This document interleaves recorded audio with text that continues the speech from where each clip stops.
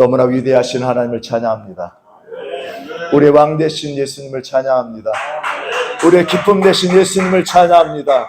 우리에게 놀라운 은혜를 베풀어 주시고 우리가 찬송을 할 수 있는 놀라운 은혜를 베풀어 주신 하나님을 찬양합니다. 아멘. 할렐루야. 주님 앞에 감사와 영광을 올려드립니다. 할렐루야. 오늘 같이 하나님의 말씀을 보겠습니다. 로마서 1장 말씀입니다. 로마서 1장 11절에서 17절까지 교독하시겠습니다. 로마서 1장 11절에서 17절 제가 먼저 읽겠습니다. 내가 너희 보기를 심히 원하는 것은 무슨 신령한 은사를 너희에게 나눠주어 너희를 경고케 하려 함이니, 그리고 내가 너희 앞에서 너희가 나의 믿음을 인하여 피차 아니함을 여기려 합니다. 형제들아, 내가 여러 번 너희에게 가고자 한 것은 너희가 모르기를 원치 아니하노니, 이는 너희 중에서도 다른 이방인 중에서와 같이 열매를 맺게 하려 함이로되 지금까지 길이 막혔도다. 내가 있나라 하느냐 주에 있는 자나 거기서 온 자에게 내가 진짜라. 그러므로 나는 할 수 있는 대로 로마에 있는 너희에게도 복음을 전하기를 원하노라. 내가 복음을 부끄러워하지 아니하니 이 복음은 모든 믿는 자에게 구원을 주시는 하나님의 능력이 되니라. 첫째는 유대인에게요 또한 헬라인에게로라. 같이 읽겠습니다. 복음에는 하나님의 의가 나타났어 믿음으로 믿음에 이르게 하나니 기록된 바 오직 의인은 믿음으로 말미암아 살리라 함과 같으니라. 아멘. 할렐루야. 할렐루야. 우리가 하나님의 의를 얻게 하신 하나님 앞에 감사를 드립니다. 사망 가운데 죽을 수밖에 없는 저희를 하나님의 예수님의 그 놀라우신 사랑으로 우리가 값없이 하나님의 은혜를 얻게 하신 하나님 앞에 감사와 영광을 올려드립니다.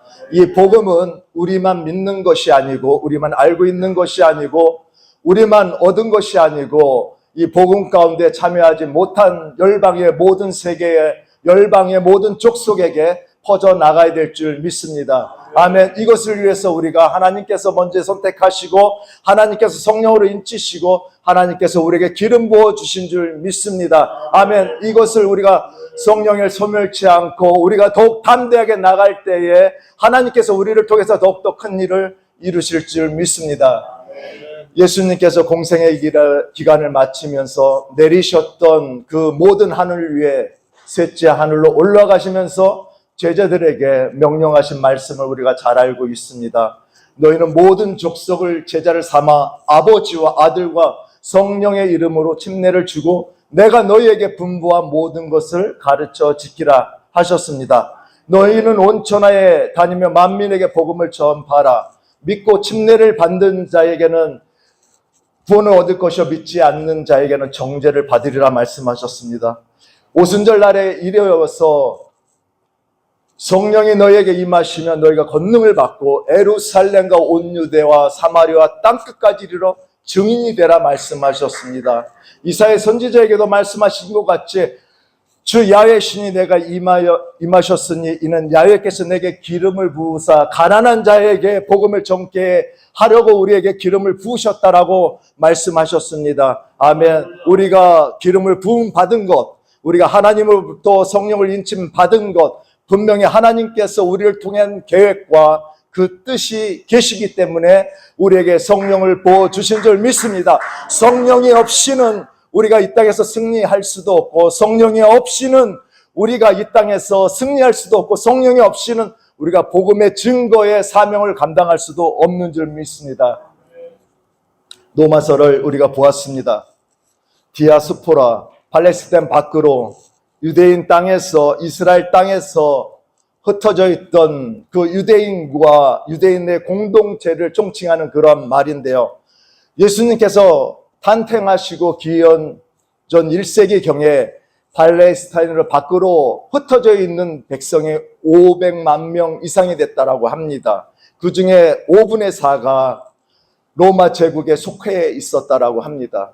이스라엘 나라는 많은 어려움을 겪었던 나라입니다. 이스라엘 나라는 엄청난 고통 가운데 그 백성이 그 역사가 그 나라의 여러 가지 환난과 어려움과 고통이 따랐던 그런 민족입니다. 이스라엘 나라가 722년에 BC 722년에 멸망이 당하고 남유다가 586년에 멸망을 당하면서 각 나라로 그 유대 민족들이 백성들이 강제 이주를 당하였습니다. 그들의 삶은 정말 척박하고 어려운 삶 가운데 있었던 것을 이 사도 바울은 너무나 잘 알고 있었습니다. 그래서 이렇게 흩어져 있는 사람들을 유대인, 그 베드로는 뭐라고 이야기를 했냐면 베드로전서 1장 1절에 예수 그리스도 사도 베드로는 본도, 갈라디아, 갑바도기아, 아시아와 비두니아에 흩어진 나그네라고 표현을 하고 있습니다. 우리가 인생에서 하나님께서 아담을 선택하셔서 그가 타락한 이후에 그의 후손들은 모두 에덴 동산에서 아담이 쫓겨난 이후에 흩어져서 살았던 인생이었습니다. 고단한 인생이 되었지요. 어려움을 겪는 인생이었었지요. 일을 하지 아니하면 또 그 땅에 거주하기 위해서는 여러 가지 어려움을 이겨내지 않고서는 그들이 살아갈 수 없는 그 인생이 되었다라는 것이죠. 지금의 우리 가운데도 남북한이 전쟁에 있지만 분단된 국가에서 살고 있지만 우리의 조상들은 이전의 세대는 전쟁을 겪었던 세대지만 우리는 아직 전쟁을 겪지 않고 있지만 그래도 우리의 인생은 나그네 인생이라는 것입니다. 나그네 인생의 그 삶 속에서 정말 하나님이 없이는 어려움을 겪고 있고 하나님이 없이는 살 수 없는 그러한 우리의 인생의 나그네의 삶이 되었다라는 것이죠. 이 바울은 흩어져 있는 이 유대인들을 향한 남다른 어떠한 애착이 많이 갖고 있었습니다. 그들을 국리를 여길 수 있는, 그들을 하나님 품에서, 예수님 품에서 떠나 있는 그 사람들을 다시 구원하기 위해서, 다시 그들을 새 언약의 그 복음 안으로 들어오게 하기 위해서 그가 그 마음속에 그 유대인을 향한 사랑이 각별한 마음을 가지고 있었던 바울이었습니다. 그가 다메섹에서 예수님을 만나기 이전에는 그리스도인들을, 예수를 믿는 공동체 안에 있는 사람들을 잡아다가 옥에 가두고 죽이기도 했던 그러한 사람이었지만 예수님을 만난 이후에 그가 변화되어서 그 예수를 모르는 사람들에게 복음을 전하고 증거하고 생명 가운데 인도하고 그 영혼을 살리고 그러한 일들에 온 생애에 자기의 삶을 드렸던 사도 바울입니다. 우리가 서신서를 보면서 사도 바울의 쓴 그런 행적을 보면서 우리의 그 사역에 대해서 우리가 잘 알고 있습니다. 다메섹에서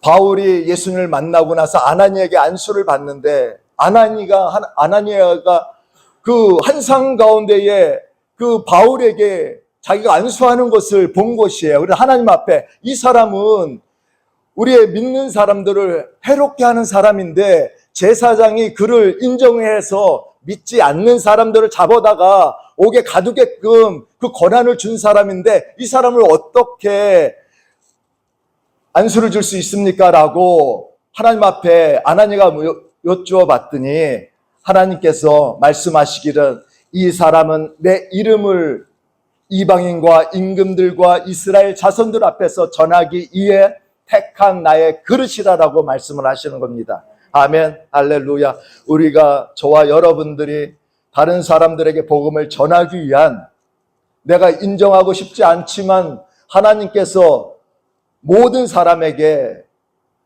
하나님께서 복음을 전하게 한 택한 그릇인 줄 믿습니다. 아멘, 할렐루야, 할렐루야.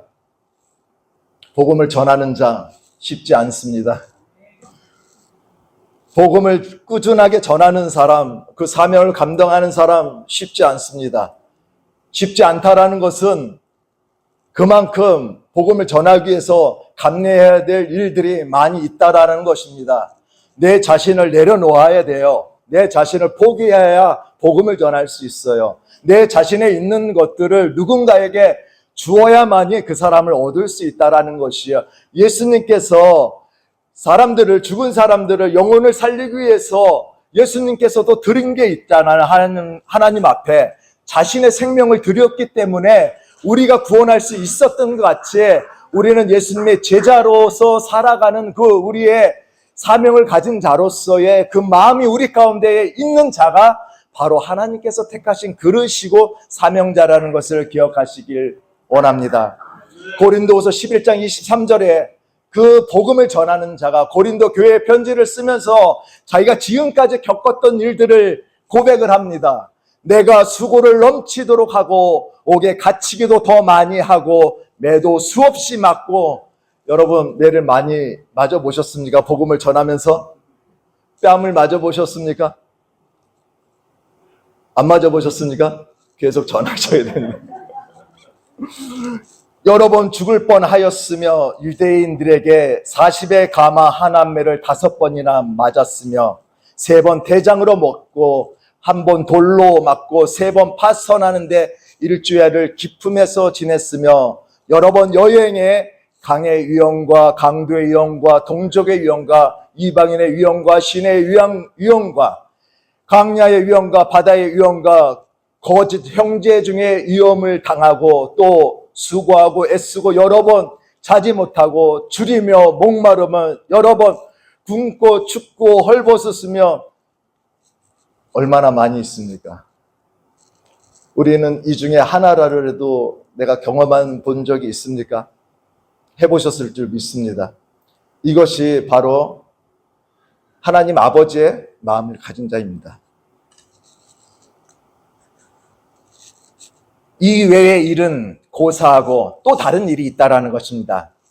오히려 날마다 내 속에 눌리는 일이 있으니 곧 모든 교회를 위하여 염려하는 것이라 라고 되어 있습니다. 이 사도 바울의 마음속에 다른 교회들 온전히 세워지지 못하고 그 옛것을 잡고 있는 그들에게, 생명이 없는 그들에게, 그림자만 붙들고 있던 그들에게 실제로 이 땅에 오신 예수님을 전하고자 하는 마음이 이 사도 바울 속에 자기가 만났던 하나님 모든 사람들이 그 사망에 이를 수밖에 없고 이 새 언약에 참여하지 못하면 죽을 수밖에 없는데 이것을 저들이 받아들이고 믿어야 되는데 자기네 지금까지 살아왔던 배워왔던 지식으로 그러한 교리로 자신들이 살아가는 것을 사도 바울이 봤을 때에 너무나 안타까웠던 것이죠. 모든 교회를 위한 염려하는 것이다 라고 이 사도 바울이 고백을 합니다. 우리 신앙에 제 마음속에 어느 때는 내 기도하는 것들이 내 신앙이 가벼울 때가 있습니다. 내가 기도하여도 기도가 온전히 하나님 앞에 상달이 되는 것인가 라고 내 가벼운 마음의 믿음이 의심이 될 때가 있다라는 것이죠. 이러할 때 우리는 더욱 하나님 앞에 의지하고 하나님 앞에 나의 믿음을 더욱더 굳건하게 해서 내 믿음을 더 무겁게, 더 진실하게, 더 정직하게, 더 신실하게 해가는 자를 통해서 하나님께서 일하신다라는 것입니다. 아멘. 우리가 저와 여러분들이 신실하고 진실한, 하나님은 우리의 모든 것을 아시는 그분께서, 우리의 모든 생각도 아시는, 우리의 마음까지도 아시는 그분께서 우리를 보시고 나를 사용하시려고 하시는 그 마음에 이 바울이 하나님 마음에 합한 자였던 것이죠. 다윗의 마음에 하나님 앞에 합했던 같이 이 사도 바울의 마음이 하나님 앞에 합했던 것이죠. 그래서 이가 그 사역을 감당하기 전에 하나님께서 아나니에게 말씀하신 것이에요. 이는 임금들과 이방인들을 위해서 내가 택한 나의 그릇이라고 지금 말씀하고 계시는 것이죠. 로마서는 주 57년경에 사도 바울이 3차 전도 여행 중에 고린도 교회에서 로마 교회를 향해서 쓴 편지입니다. 여기에는 믿는 예수님을 믿는 사람이든 믿지 않는 사람이든 상관없이 가서 복음을 전하기를 이 사도 바울은 원했습니다. 14절에 보니까, 오늘 본문 14절에 보니까 헬라인이나 야만이나 지혜 있는 자나 어린 속은 자에게 다 내가 빚진 자라. 그러므로 나는 할 수 있는 대로 로마에 있는 너희에게로 복음을 전하기를 원하노라라고 사도 바울이 고백하고 있습니다. 특히 유대인 율법주의자들은 율법과 규례에 대해서 엄격하게 준수하였던 사람들입니다. 바울은 구약 성경 토라에 따라 살아가는 그들의 가려진 그 수건을 벗겨내고 예수 그리스도의 새 언약의 복음을 그들에게 전하기를 원하였던 것이죠. 이것만이 그들이 살 수 있는 것이고, 이것만이 그 어떤 누구도, 마귀 사탄도 그 사람을 정죄할 수 없다라고 알았기 때문에 이것을 전하기를 원했던 것이죠. 그러므로 이제 그리스도 예수 안에 있는 자는 자에게는 결코 정죄함이 없느니라 하였습니다. 왜냐하면 구약의 율법은 그림자이면서도 온전하지 못하고 아주 약하면서 천하면서 그 다음에 초동적인 그러한 법이기 때문에 제3을 얻지 못하는 그러한 법이었습니다. 이것을 붙들고 있는 자들에게 온전하고 확실하고 실체인 것을 예수 그리스도 안에 있어야만이 생명의 성령의 법으로 죄와 사망의 법에서 우리를 해방할 수 있기 때문에, 그들을 해방할 수 있기 때문에 이 복음을 전했던 것입니다. 전하길 원하였던 것입니다. 우리가 우리의 주변에 있는 사람, 나 외에 상관 있는 사람, 나 외에 다른 사람들, 내 주변에 있는 모든 이들이 이 예수 그리스도 복음 안으로 들어오길 원합니다. 그런즉 누구든지 그리스도 안에 있으면 새로운 피조물이라, 이전 것은 지났으니 보라 새 것이 되었도다. 할렐루야, 할렐루야. 이 사람들은, 유대인들은 바울의 가르침을 명쾌하게 전하는 바울의 가르침에 더 듣고 싶어 했습니다. 더 듣고 싶어 했습니다. 이 율법은 새 언약의 믿음에서 나지 아니었다는 것에 이 사람들이 마음이 변화되기 시작합니다. 율법만이, 토라만이 짜졌던 사람들이 예수 그리스도 안으로 돌아오기 시작을 합니다. 아시아의 교회가 세워지기 시작합니다. 가는 곳곳마다 교회가 시작되고 복음이 전해되고 예수를 믿는 사람들이 일어나기 시작합니다.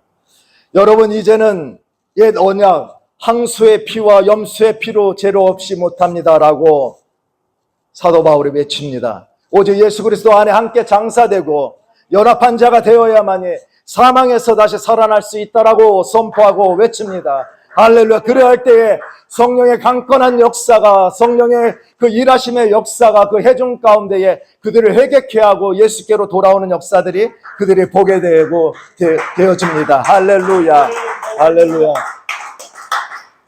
복음을 전하는 일에 조금 전에 말씀하여 드렸던 같이 항상 좋은 일만은 있는 것은 아닙니다. 박해를 받거나 또는 핍박을 받거나 그리고 죽음에 이르기까지 고통을 받는 일, 심지어 죽기까지 하는 것이 복음 증거자의 사명입니다.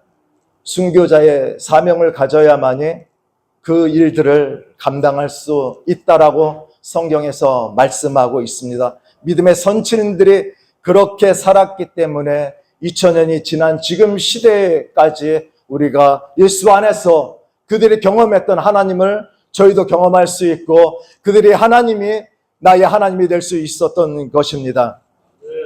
이 사도 바울이 복음을 전하기 시작할 무렵에 이 소식을 들은 유대인들이 당을 지어서 바울을 죽이기 전에 먹지도 않고 마시지도 않겠다는 그 무리가 40명에 이르러서 이런 위협을 받았던 바울이었습니다. 하지만 바울은 어떠한 상황 그리고 위험 그 앞에서 복음을 전하는 일에 멈추지 않고 계속 전해갑니다. 할렐루야.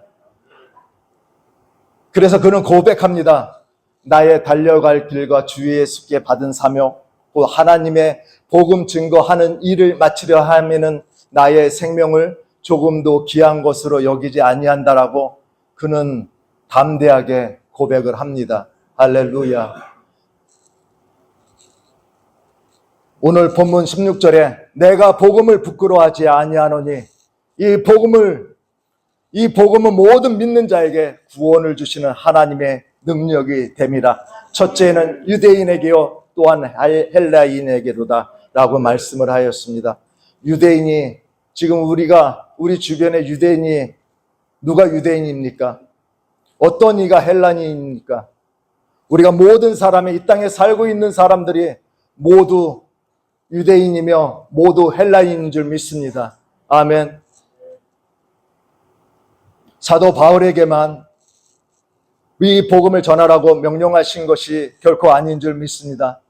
사람들이 복음을 받아들이는 것은 복음의 논증을 잘해서 사람들이 전도가 되는 것은 결코 아닌 줄 믿습니다.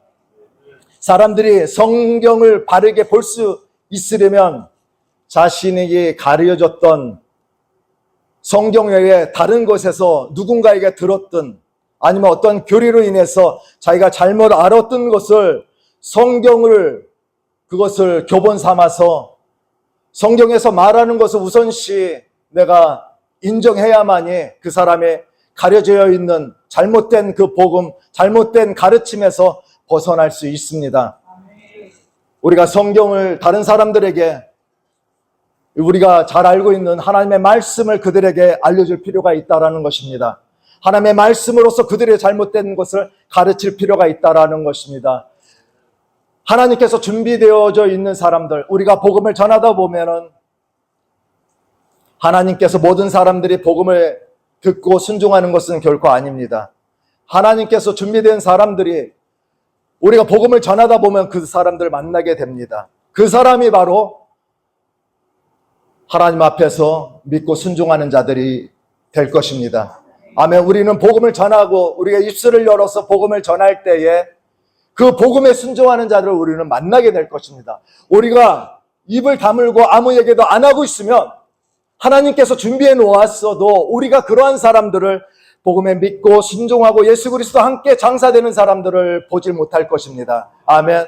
우리는 살아있는 사람입니다. 우리는 하나님 앞에서 일하시는 그 통로입니다.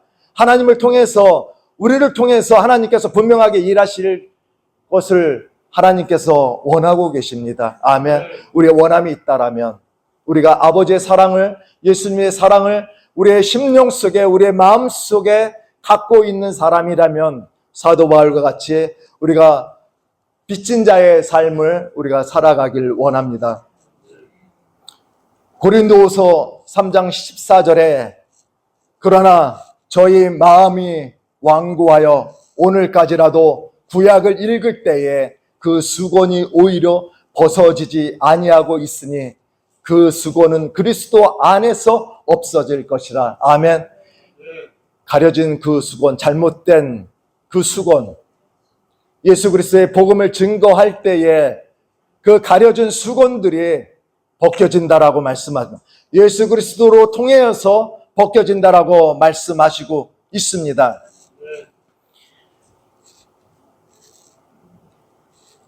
사람들은 영혼을 구원하는 진리가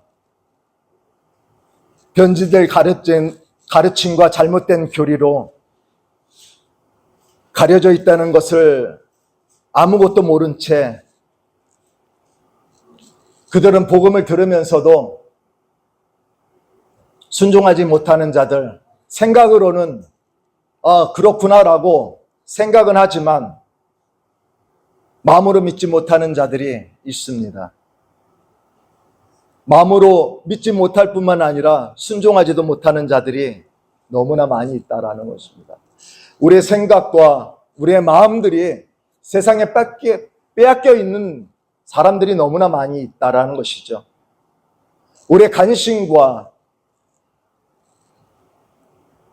사람의 생각들이 그 영혼에 대해서 생각은 하고 있지만 진정 예수님께서 이 땅에 우리를 위해서 죽으시고 우리를 살리시기 위해서 다시 부활하셨다는 것을 사람들이 그것을 믿지 못하는 사람들이 너무나 많이 있습니다.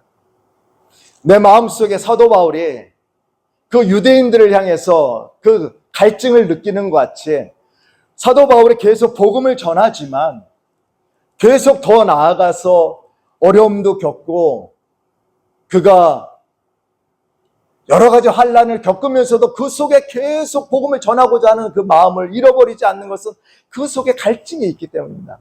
갈망이 있기 때문이에요. 뭔지 채워지지 않는, 만족하지 못하는, 모든 사람이 이 복음을 들어야 되는데 듣지 못하는 그 갈급한 마음, 이 마음을 지금 사도 바울이 갖고 있는 것이에요.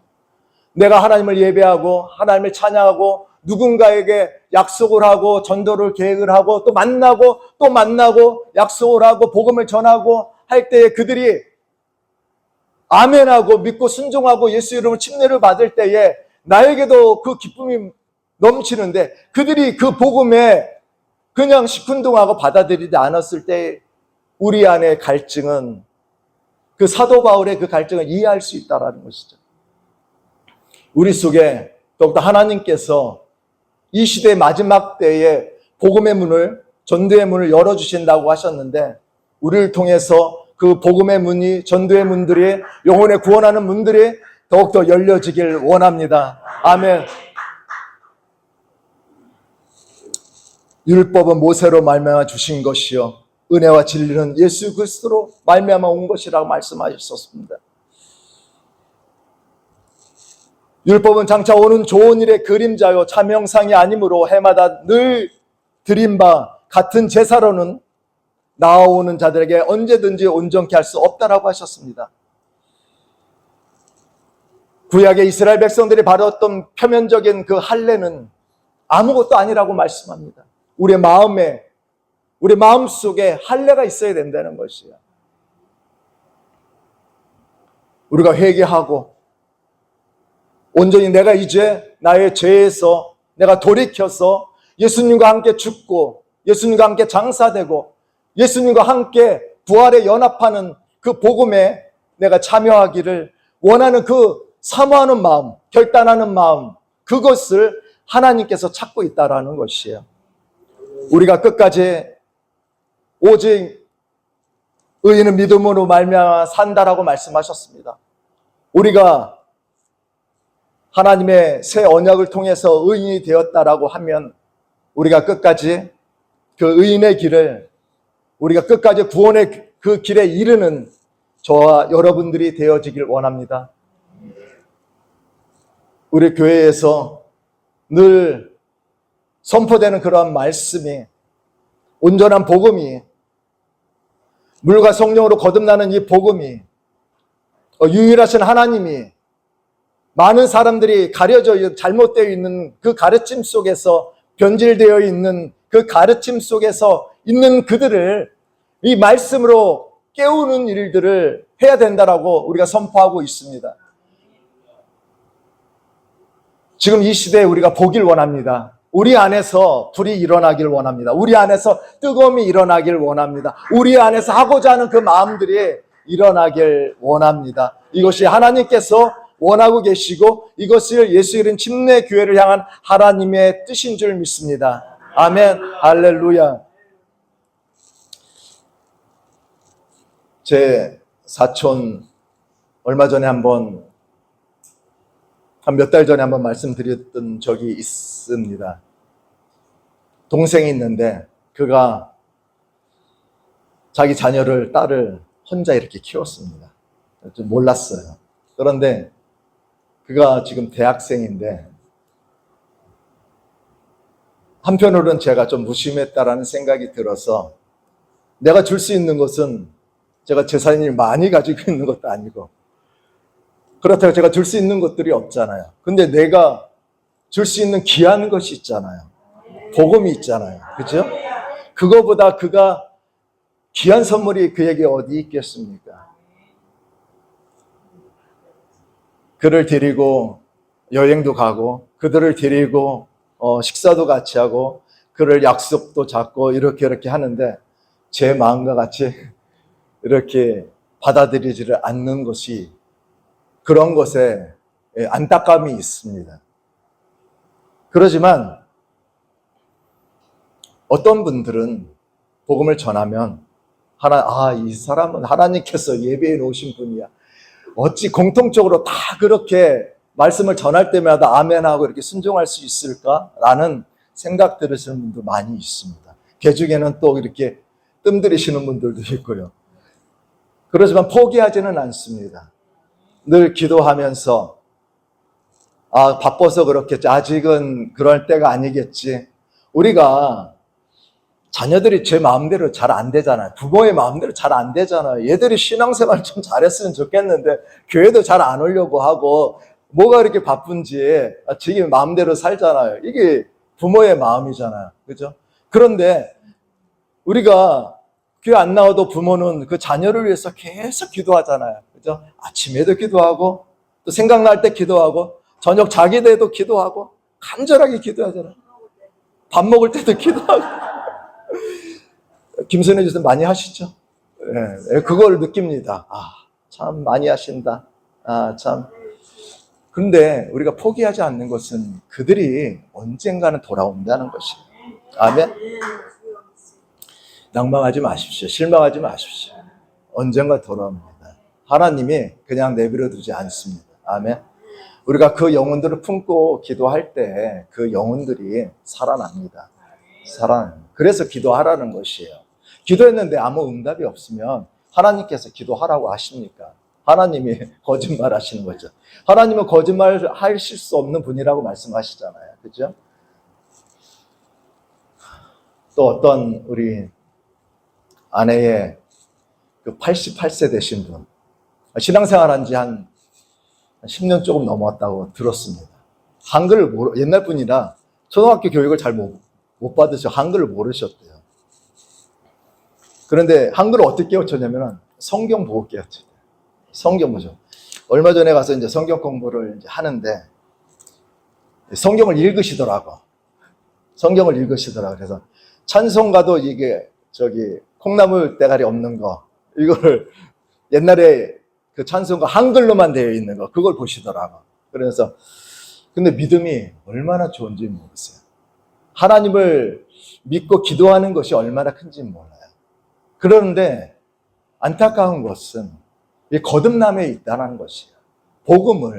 온전한 복음을 모른다는 것이에요. 교회에서 성경 공부를 가르치는데 제가 이제 그 복음에 대해서, 구원에 대해서, 침례에 대해서 이렇게 얘기하는데 못 들어본 거예요. 우리 교회에서는 왜 안 가르치지? 그러는 거예요. 교회가 지금 이런 다른 개신교가 지금 그렇다는 거예요. 제가 88세 되시니까 뭐 이렇게 나이가 참 많이 늙으셨다 이런 생각이 안 들어요. 엄청 정정하시고 밥도 다 하시고요. 뭐 운동도 하시고 아주 총명도 하시고 그러세요. 그래서 제가 물과 성령으로 거듭나지 아니하면 하나님의 나라에 들어갈 수 없다라고 예수님께서 말씀하셨습니다. 거듭나야 됩니다. 그래 물과 성령으로 나야 됩니다. 그 집이 27층, 106동 27층이더라고요.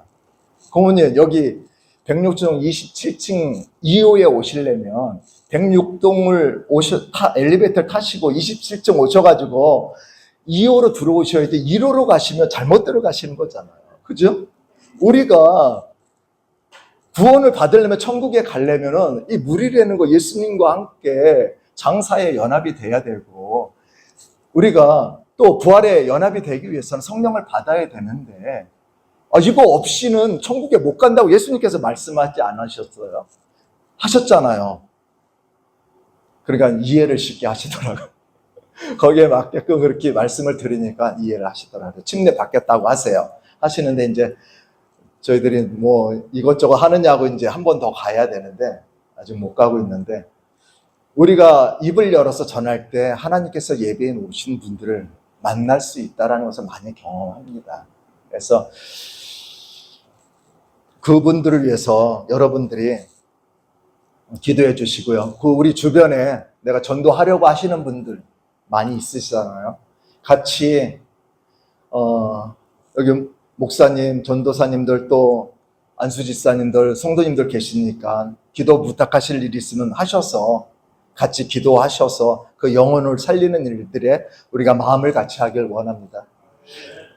하나님께서 예수 이름 침례교회를 세우신 목적이 이 개신교회, 이 복음에 대해서, 우리 거듭남에 대해서, 구원에 대해서 모르는 사람들에게 알려야 되잖아. 이것을 위해서 하나님께서 세우신 줄 믿습니다. 아멘. 우리가 지금까지 이거는 우리만이 가지고 있는 것이야, 뭐 이렇게 그동안 생각해왔던 그대로 우리가 그 생각에 멈춰 있지 말고, 우리가 더 이제 우리의 마음을, 우리의 몸을 움직여서 하나님이 기뻐하시는 일들을 하길 원합니다. 로마 교회는 예수님의 제자들이 세운 교회로 바울은 로마 교회에 대한 무척 그 관심이 많았습니다. 바울이 로마 교회를 방문하고자 하는 이유는 하나님께서 이방인들 가운데 역사하시는 복음을 로마에서도 보길 원했어요. 또한 로마 교회를 그 진리의 터 위에 견고하게 세우기를 원했습니다. 로마가 상당히 사도 바울이 봤을 때는 중요한 로마로 보았던 것이죠. 하지만 바울이 로마 교회에 여러 번 가고자 하였지만 그 길이 막혀서 가지 못하였습니다. 그렇지만 바울은 길이 막혔어도 포기하지 않고 계속 그 원함, 그 기도하면서 하나님 앞에 그 원함을 가지고 있었어요. 바울이 왜 그렇게 그 마음을, 우리는 하다 보면 포기할 때가 많이 있잖아요. 안 되나 보다, 저 사람은 좀 안 되나 보다, 포기할 때가 많이 있잖아요. 사도 바울은 포기라는 게 없었던 것 같아요. 그래서 감옥에 갇혀 있어도 찬양하잖아요. 그죠? 찬양하잖아요. 하나님 역사가 일어나잖아요. 어려운 상황. 누가 감옥에 갇혀 있는데 내가 어떻게 찬양하는 게 쉽겠습니까? 찬양하잖아. 수많이 그가 고난을 겪었고, 아까 고린도 후서에 대해서 나열을 했잖아. 그 가운데 찬양하잖아. 우리 작은 일, 조그만 거 하나 있으면 얼마나 그냥 힘들어하고 어렵고 막 원망하고 그럽니까?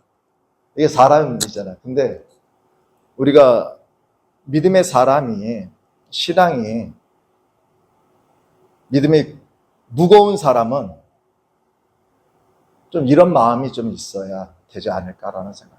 저도 부족한 것이 참 많은 사람인데요. 사도 바울을 좀 닮아가길 원합니다. 좀 다 똑같이 하진 못하죠. 당연하게. 그렇지만 주어진 환경 속에서 그래도 하나님, 제가 하려고 했는데 자꾸 넘어집니다. 하나님 저에게 힘 주시면 할 수 있을 것 같습니다. 하나님 저에게 힘 주십시오. 아버지, 내가 나를 위해서 지금 하는 것이 아니지 않습니까? 하나님의 영광을 위해서, 하나님 나라를 위해서, 하나님이 기뻐하시는 일을 하려고 하는 거 아닙니까? 하나님 저에게 그 길을 열어주십시오. 이 사도 바울이 그 마음속에 자기는 빚진 자가 있다, 빚이 있다라는 거예요. 예수님의 사랑을 너무 많이 받아서 빚이 있다라는 거죠. 우리 다 빚진 자잖아요. 내가 구원받는 거, 목사님 말씀하셨던 거죠. 주고 샀습니까? 아니잖아요. 거저 받았잖아요. 은혜로 받았잖아요. 그래서 하나님께서 기뻐하시는 그 일을, 그 부담이 사도 바울에 있었던 것이에요. 그 부담이. 안 하면 안 되는 것이야. 빚진 자가 빚을 갚기 전에 빚을 지고 빚 안 갚고 도망가는 사람도 있죠. 그러니까 인간성이 좀 안 좋은 거죠. 그죠? 갚아야 정상인데, 이게 사도 바울은 이게 예수님의, 하나님께서 하나님의 사람으로 하나님 그의 몸을 성전 삼았기 때문에 이 빚을 안 갚고서는 이게 편하지 않는 거예요. 빚진 사람, 빚진 마음을 가지고 있는 거예요, 이게. 그러기 때문에 계속 로마에 가고자 원했던 것이에요. 부담을 갖고 있는 사람이 하나님의 사람입니다. 아멘. 부담이 없는 사람은 하나님의 사람인 것인지 하나님 앞에 다시 물어보세요. 이 사람이 복음에, 부담을 가진 사람이 하나님의 복음의 전도자인 것을 증명하는 것이라고 봅니다. 그러므로 나는 할 수 있는 대로 로마에 있는 너희에게로 복음을 전하기를 원하노라. 내가 복음을 부끄러워하지 아니하노니 이 복음은 모든 믿는 자에게 구원을 주시는 하나님의 능력이 됨이라. 결론을 맺겠습니다. 우리 마태복음 11장 11절, 여자가 낳은 자 중에 가장 큰 자 침례 요한이라고 잘 알고 있습니다. 그 침례 요한이 하나님의 나라에서는 가장 작은 자도 침례 요한보다 크다라고 말씀하셨습니다. 우리가 장차 이 복음에 예수님 안에 하나님의 아들로 인침받은 자들이 셋째 하늘로 모든 하늘 위에 올라가는데 이들이 하나님의 아들이 되고 이들이 하나님의 후사가 될 것이고 이들을 통해서 하나님의 나라가 이루어질 것이고 다스림을 받을 것입니다. 우리가 그 가운데에 포함된 사람입니다. 많은 사람들이 거듭남을 잘못 알고 오해하고 잘못 이해하고 잘못 생각하고 있습니다. 거듭나지 않으면 하나님의 나라를 볼 수 없느니라.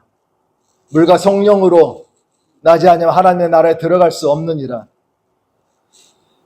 회개하고 예수 그리스도의 이름으로 침례를 받고 제3을 얻으면 이 성령을 선물로 주는 것을 받아야만이 우리가 복음에 연합될 수 있습니다.